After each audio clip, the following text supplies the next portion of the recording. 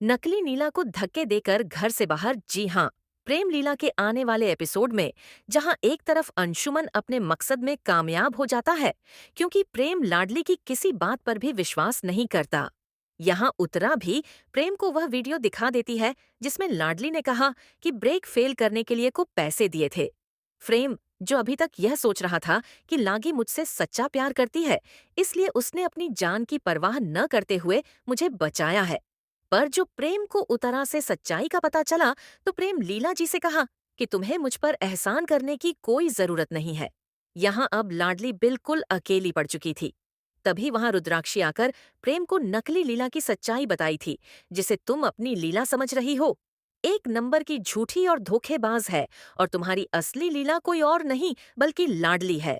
यहाँ प्रेम रुद्राक्षी की बात को मान साफ साफ इनकार कर रहा होता है और पूछा कि आप मेरी लीला के बारे में जानती ही क्या है।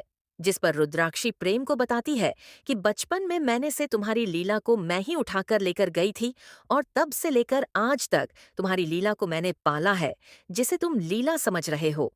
वह असल में चांदनी चौक की ऐश्वर्या है।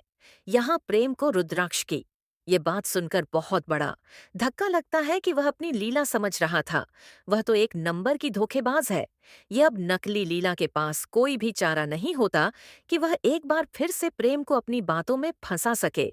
इसलिए जैसे ही नकली लीला प्रेम से यह कहेगी कि रुद्राक्षी झूठ बोल रही है, तो रुद्राक्ष को नकली लीला पर बहुत ही ज्यादा गुस्सा आ जाएगा और वह हमारे की स्कैन भी नकली लीला का हाथ पकड़कर उसे घर से बाहर निकाल देगा, जो देख लाडली और दादी बहुत ज्यादा खुश हो जाएंगी।